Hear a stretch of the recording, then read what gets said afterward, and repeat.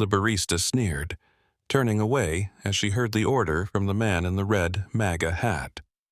Little did she know, her world was about to be flipped upside down in a matter of hours. This cafe was about to heat up, and not because of the coffee. And you won't believe who's about to take center stage in this chaos. The bustling aroma of freshly brewed coffee filled the air at Green Bean Cafe, a trendy coffee shop in downtown Seattle.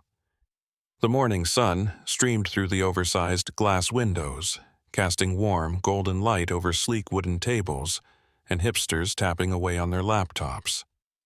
Behind the counter stood Olivia, a barista in her mid-20s with dyed lavender hair and piercings lining both ears. Her oversized green apron, adorned with pins promoting social justice causes, hung loosely over a black turtleneck and ripped jeans. She moved with the confidence of someone who believed she was the moral compass of the world. In walked John McAllister, a tall, broad-shouldered white man in his late 40s. His pressed khakis, navy blazer, and polished brown loafers screamed old-school professionalism. But what turned every head was the bright red MAGA hat snugly perched atop his salt-and-pepper hair. As he adjusted the hat, the sunlight caught the stark white embroidered letters, a beacon in the otherwise neutral-toned cafe. Olivia's eyes locked onto the hat, her friendly smile fading into a thin, disapproving line. She exchanged a glance with her coworker, a younger guy sporting a Save the Planet shirt, who rolled his eyes. "Great," Olivia muttered under her breath, tapping the register in mock readiness. "Here comes a walking political billboard." John approached the counter with a calm demeanor, his pale blue eyes scanning the menu as he set his wallet on the counter. "Morning," he said, his deep voice steady but not unkind. "I'll take a large black coffee, please." Olivia's expression hardened, and she leaned forward, her voice dripping with sarcasm. "Sure, and would you like that with a side of a political statement? Or is the hat enough?" John blinked, his polite smile freezing. "Excuse me?" Olivia didn't flinch. "You heard me. That hat, kind of a mood killer in a place like this." The room grew quieter. A few patrons looked up from their laptops, their curiosity piqued. John straightened, his tone calm but firmer now. "I wasn't aware coffee shops had a political dress code." Olivia folded her arms. "We don't, but we also have the right to refuse service to anyone, especially those spreading divisive vibes." For a moment, John's face betrayed a flicker of surprise, but it quickly settled into composed resolve. "You're refusing me service because of a hat?" "Not the hat," Olivia said with a faux sweet smile. "What it represents." The cafe grew tense.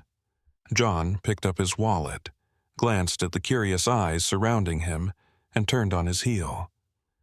"Good to know where this place stands," he said coolly as he exited. Olivia exhaled, turning to her coworker with a victorious smirk. Some people just don't get it. But the momentary satisfaction wouldn't last. Later that afternoon, Olivia was buzzing with energy as the cafe prepared for an unexpected staff meeting. Rumors were flying among the employees. "Corporate's coming," said her coworker nervously, rearranging cups on the counter. Olivia shrugged. "Probably another lecture on sustainability. No big deal." Meanwhile, John sat in the leather interior of his sleek black Tesla parked just a block away. The sunlight reflected off the glossy paint as he typed an email on his tablet, his face calm but calculating. On the screen was an internal memo bearing the header, "Green Bean Cafe Ownership Transfer, Finalized." Below it, his name glowed in bold, John McAllister, CEO. Inside the cafe, the regional manager entered with an air of urgency, her sharp heels clicking against the tiled floor. Following closely behind was John, now without his blazer but still wearing the MAGA hat. The staff, including Olivia, froze as he stepped in. Her mouth opened slightly, her expression shifting from recognition to confusion to something bordering on panic. "Good afternoon, everyone," the regional manager announced. "Please welcome John McAllister, our new owner." The room fell into stunned silence. Olivia's face turned beet red as John's gaze swept the room, landing briefly on her. "Nice to see you all again," he said smoothly, the corner of his mouth twitching in something resembling a smile. The staff gathered in the back room for the meeting, the air thick with tension. Olivia sat stiffly, avoiding eye contact with John, who stood at the front of the room, arms crossed casually. His hat, now unmistakable, seemed to glow under the fluorescent lights. "I visited this cafe earlier today," John began, his voice calm but commanding.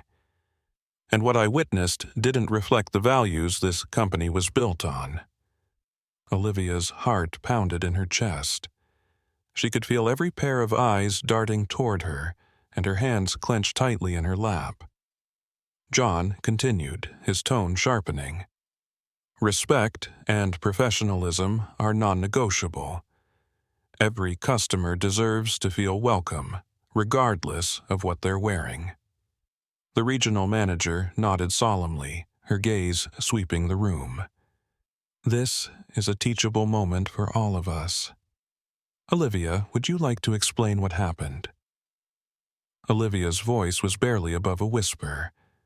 I didn't mean any harm. I thought—" John interrupted, his tone steely. "You thought you could pass judgment on someone without knowing their story. That kind of behavior has no place here." The silence was deafening. After a moment, John sighed, his expression softening slightly. "I believe in second chances," he said, his eyes meeting Olivia's, "but only if they're earned.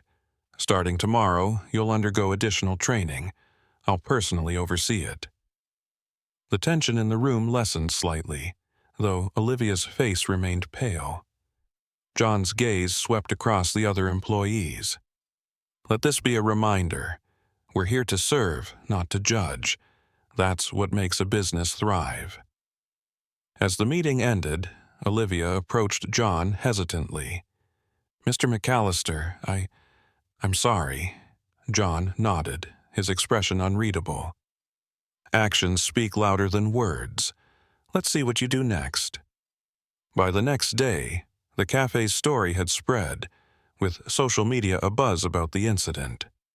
Customers poured in, eager to see the place where the new owner had made such an example.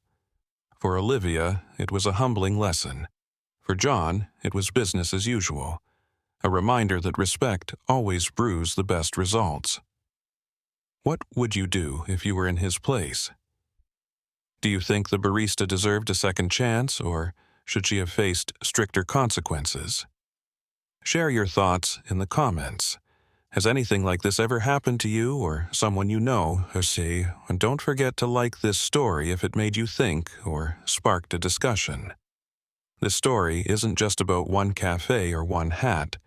It's a reminder that respect and professionalism matter, no matter the context. Let's use this example to reflect on how we treat others and how small actions can create ripple effects in our communities. Your opinion matters, and together we can make the world a better, more respectful place.